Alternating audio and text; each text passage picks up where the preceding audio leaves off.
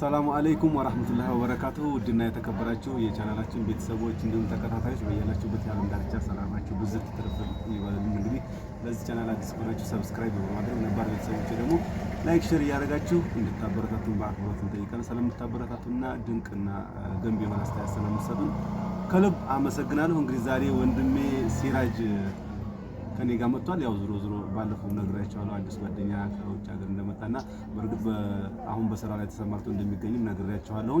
ነገር ግን አሁን ያለበትን ሁኔታና ስራው እንዴት ነው የሚለውን ነገር ትንሽ አንዳንድ ነገር እንጠያየቃለን። ከዛ በፊት ግን ሰላም ይበላችሁና ወደ ጥያቄያችን እንመለሳለን። እሺ፣ ሰላም የማሜና የሶፊ ቤተሰቦች ሰላም ብያለሁኝ። ሰላም አለይኩም ደስ ይላችሁ። ሰላም አለይኩም ብያለሁ።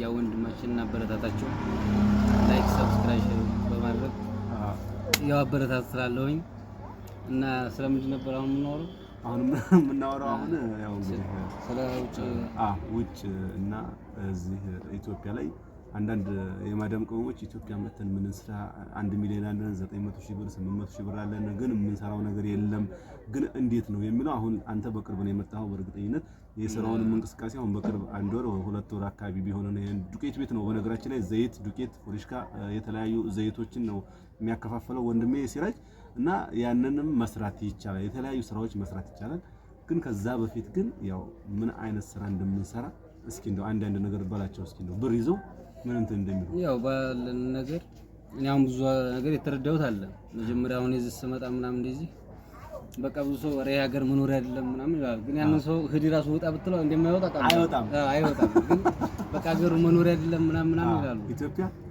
ግን ከሰራ በቃ ትለወጣለህ ገንዘብም ታገኛለህ ግን በቃ እዚህ የሚኖር ሰው ኑሮ ተወዷል እንዲያመጡ ወይ የሚያገር ለመስሪያ አይደለም እኔ እንደራሱ እንደመጣው አረ ተመልሰክ የሀገር መኖር አይደለም ማለት ነው ግን እነሱን ሄዱ ብትላቸው ብር ራሱ በከፍሉ መህሪያ አይፈልጉም ስለዚህ ያው እዚህ ሀገር እንደ ሰው እንደማንኛውም ሰው መኖር ይቻላል ስራ እየተሰራ በቃ ባለን ገንዘብ ስራ እየሰራ መኖር እንችላለን አሁን እኮ የማዳም ቅመሞች በጣም ብዙ ብር እኮ ነው ያላቸው ባንክ ላይ ማለት ነው ግን በቃ መጥቶ መስራት ሚሊዮንም ያላቸው አሉ ግን ምን እንደሚሰሩ ጨንቃቸዋል ኢትዮጵያ በቃ ጭንቅ ሲኦል ነው የሚመስላቸው በቃ ያለ እስር ቤት ነው የሚመስላቸው በቃ እኔም እንደዛው ነበር ይተራኑ ያወራቸው ስራ ይዤ ነው እቴ እና ያው እኔም እንደመጣው አካባቢ በቃ ስራ ሲጀምር ራሱ ያቃል በቃ ጨነቀኝ ምናምን እያልኩት በቃ ብሬን የሆነ ኢንቨስት ለማድረግ ስራ ላይ አልፈለኩም ለመመለስ ነበር የፈለኩት ግን ይሄን ስራ ገባሁበት በቃ ገብቼ ሳይሆን እንደ ማህበረሰቡ ቢያንስ ሀገር ካለን በላይ ከምንሰራው በላይ እዚህ ሀገር መስራት ይችላል ማህበረሰቡ ጋር ግን እኮ ሲራጅ አሁን እዛ ተመልሰህ ብትሄድ እንደገና ደግሞ ስትመለስ አዲስ ሀገር መላመድ ነው አንደኛ ያለንበት ነው ሁለተኛ ብር ፍለጋ ነው እዛ መከደው ግን እዚህ ሀገር ባለህ ብር በቃ መስራት ይችላል 500,000 አሁን ከፍለው እየሄዱ ነው ያን ብር ፈንድ አድርገው እዚህ ቢዝነስ ቢሰሩበት በሁለተኛ አመቱ የተሻለ ውጤት ያው አሰራር ነው ዋናው ትልቁ ነገር ሂሳብ መስራት ገቢና ወጪን ማወቅ የተለያዩ ማኔጅ ማድረግ ነው እንቅስቃሴህን እያንዳንዱ ነገር ማለት ነው ከዛ በፊት ግን ያው ያለንን ገንዘብ ወደ ስራ መቀየር ነው ያለው በቃ መቀየር ደግሞ በቃ የሆነ ስራ ለመግባት አለመፍራት ጀምረው ስትል ትፈራለህ ፍራት ወንዝ ያሻግርም በነገራችን ላይ እና አሁን እዛ ሀገር ካለው በላይ በቃ ከምትሰራው በላይ እዛ ሀገር ሰርተህ መለወጥ ትችላለህ በቃ መጀመሪያ ስራው ስገባ ማስበው እና አሁን ያለኝ ሐሳብ አንድ አይደለም አሁን እንዴት ነው ያለህ ሐሳብ በስራው ላይ እንቅስቃሴ መጀመሪያ ላይ በቃ ስራው ለመግባት ያው ታውቃለህ እየነገርኩህ ነበር በቃ ፍራፍራታ ላይ ስከፍት ይጨንቀኛል በቃ የሆነ ዝቅ ማለት ይመስላል ምናምን እንደዚህ ግን በቃ ስራ ላይ ሆናችሁ እዚህ ሀገር ትንሽ 1 ወር 2 ወር በቃ ስራው ላይ ስቆዩበት በቃ ውጭ ሀገር እና አሁን በነፃ ቢሆን ራሱ መሄድ አልፈልግም ለምን እዚህ ሀገር አሁን ያለውን ቢዝነስ ምን ከምን አገኛለሁ ምን በሰራ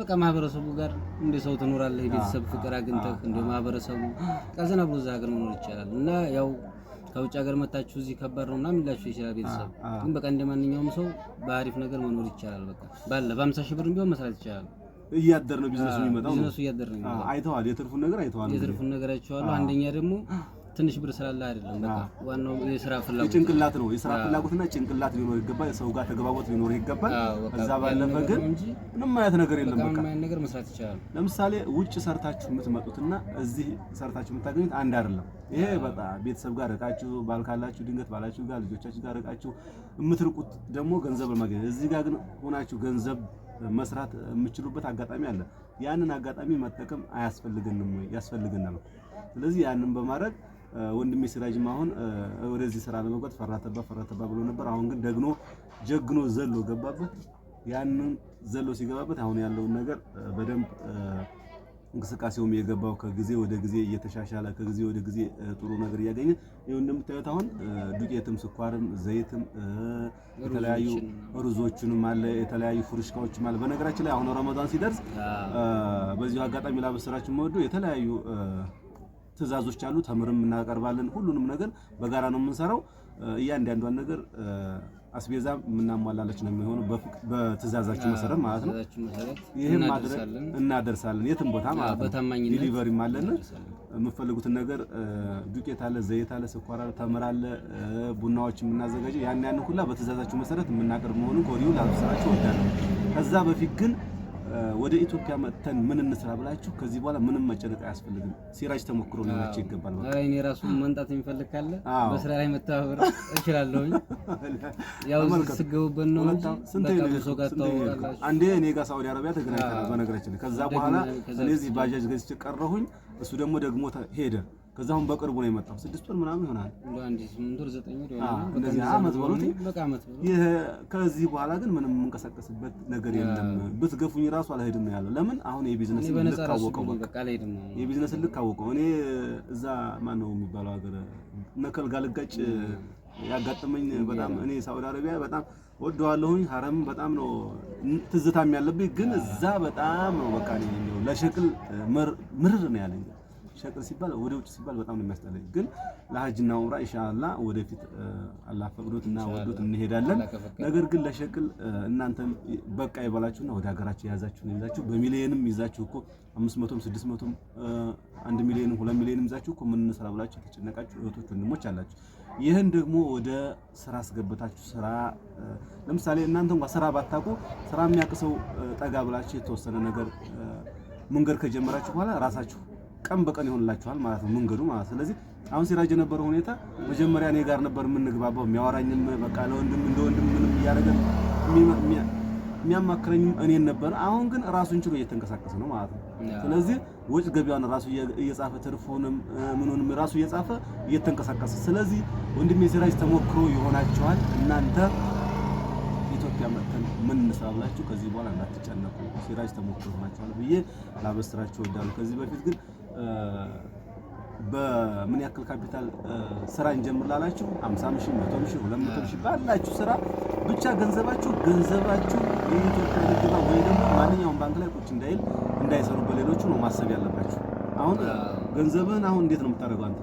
በፊት ላይ ገንዘብህን ባንክ ላይ ነበር ቁጭ የምታደርገው። አማና ብለህ ታስቀምጣለህ ወይ ሰው ይንቀሳቀስበታል ወይ ደግሞ ባንክ ላይ ታስቀምጠው ነበር። አሁንሳ ከሰው ትፈልጋለህ። አሁን ማለት ከሰው የሚፈልገው አሁን የሚሰራበት ብር ለምሳሌ የተቀመጠ ብር ካለ ያን ስራ ብሎ ይጠይቃል። እኔም ሆን እንደዛው ነው ማለት ነው። ያን ብር ደግሞ በቃ አትርፈን ትንሽ አንድ ወርም ተቀመጠ ምንድነው ሲቀመጥ ስለሆነ ዋጋ የሚጨምረው ያን ነገር ሽጠን ለመመለስ ከሚቀመጥ በሚል በቃ ብር ያስፈልጋል እንጂ እና ደግሞ ያው በዛ አጋጣሚ የምለው ነገር እኔን ስራ ለመጀመር የዛ ጊዜ ታስታውሳለህ እንደዚህ ኮንቴነር የሚከራያለ ምናምን ሲለኝ ጓደኛዬ በቃ ኮንቴነር ላገናኝ ሲለኝ ኮንቴነር እኮ ላከራያለ በፊት የስራ ላይ ነበር ነው እንዴ ምናምን እና በቃ እንደዚህ ሳማክረው እንዴ ለከራይ እኮ አለኝ ስለው በቃ ተከራዩ አለኝ እንዴ መች አልኩት በቃ አሁኑ ተከራዩ ሲለኝ በቃ የሶስት ወር ቢከራይ ክፈል አለኝና ዝም ብዬ ከፈልኩ ባንድ ጊዜ በቃ አላሰብኩትም ሲጀምር በቃ ወደው እንደሰማው ከዛ በኋላ ስራ ልጀምር ምናምን መቼ ልጀምር ስለው በቃ ቀስ ብዬ ቆይ ነው መጀመር የፈለኩት በቃ ስንት አለ ባለህ ባሁን ባለው በቃ እንደዚህ ለዘዘና አለኝ በቃ አዘዘልኝ በዛ ቃ ጀመርኩኝ። ያው መጀመሪያ ላይ ግን በቃ ትንሽ ፈራቻ ነበር ይወቀ 3 ቀን እስከሚለመድ ከዛ በቃ እየደበረኝ ነበርና ባልጀምርስ ብዬ ግን አንድ ነገር ልንገርህ አለኝ። እሺ አልኩት በቃ ያጽናናኝ ቃል ማለት ነው። አንድ ወርም ቢሆን አንድ ሰው ሳይመጣ ቢቀር ተስፋ እንዳትቆርጥ አለኝ። በቃ ይሄን አማርኛ እያሰብኩኝ ምናምን በቃ አልሐምዱሊላህ አሪፍ ላይ ነው ያለሁት እና በቃ አገር መተና እንደዚህ እንስራ በሚለው ነገር በቃ የሚያጨናንቅ ነገር የለም። ባላችሁ ነገር ያው ሁሉ ጊዜ አረቢት ከመኖር አላቸው እኮ ሲሩ አላቸው ገንዘብ አላቸው እኮ ግን ለመስራትና ኢትዮጵያ መጥተው የሆነ ነገር ለመፍጠር የሆነ በጣም ጭንቅና መከራ የሚለቅባቸው ሰው አለ፣ ፍርሃት የሚለቅባቸው ሰው አለ። ወዶ አይደል እነዛ ደግሞ ሰዎቹ ለምሳሌ እኔ አሁን እህቴ እዛ ከሆነች እህቴን አትንጭላለሁ። እንግዲህ ክቡራን ቤተሰቦች ያው እንግዲህ ወንድሜ ሲራጅ ሁሉንም ነገር እንደምትማሩት ነው የምነግራችሁ። በትንሽ ነገር ጀምራችሁ ደረጃ የምትደርሱበት አጋጣሚ ነው የሚፈጠረው። እንግዲህ መልእክት ካለህ እስኪ እንደው ውጭ ሀገር ለሚገኙ የማደም ቅመሞች በተለይ ገንዘብ ላይ ያላቸውን አትኩሮት ምን አይነት እንደሆነ እስኪ ንገራቸው። ያው ገንዘብ ላይ እዛ ሀገር ሆነን አናውቀውም፣ በቃ እንሸወዳለን ለቤተሰብ ምናምን በሚል ለቤተሰብ በርግጥ ማድረግ ግድ ነው፣ ግን በቃ ለራሳችን ማወቅ አለብን። እና ሲቀጥል ደግሞ በቃ ደግም የምላችሁ ነገር እዚህ ሀገር ለመኖር አይሆንም የሚሏችሁ አትስሙ። እነሱ እየኖሩበት ነው ገንዘብ እየተቀበሏቸው። አዎ በቃ ገንዘብ በመቀበል ነው። ማንኛውም ሰው ሲጀመር በቃ እዚህ ለመኖር አልሆንም በቃ ሀገሩ አይሆንም የሚለው ሰው ለራሱ ምርጥ ነው የሚኖር ሰው ነው። እና እኛ ከነሱ በላይ በቃ ገንዘብ አለን ትንሽም ቢሆን በቃ እየሰራን ከነሱ በላይ መኖር እንችላለን።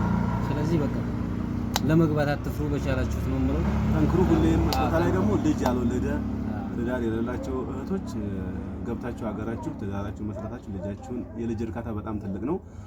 ልጃችሁ ወልዳችሁ መኖር ነው ያለባችሁ። ዱንያ እንግዲህ 30 40 ዓመት 50 ዓመት ነው ገፋ ቢል ነው። ከዛ በላይ ግን የሽምግልናና የእርጅናው ጊዜ የሚመጣበት ሰዓት ስለሆነ አትጨናነቁ። ሀገራችሁ በሰላም ገብታችሁ በሰላም ሰርታችሁ የምትኖሩበት አጋጣሚ ነው መጣ እና ለዛሬ የነበረን ፕሮግራም እዚሁ ይጠናቀቃል። በቀጣይ ፕሮግራም እስከምንገናኝ አላህ ዘበት ለራህመት አይላችሁ። ሰላም አለይኩም ወራህመቱላሂ ወበረካቱ። ያው እና ያው ላይክ፣ ሼር፣ ሰብስክራይብ ማድረግ ወንድማችንን ማበረታቱት። ያው በቻላችሁት ወንድም ማገዝ አሪፍ ነገር ነው። ላይክ አድርጉ ዝም ብላችሁ በቃ እናንተ ላይክ ካደረጋችሁ ቪዲዮ ቫይራል ይወጣል። እሺ እና ሰላም አለይኩም ወራህመቱላሂ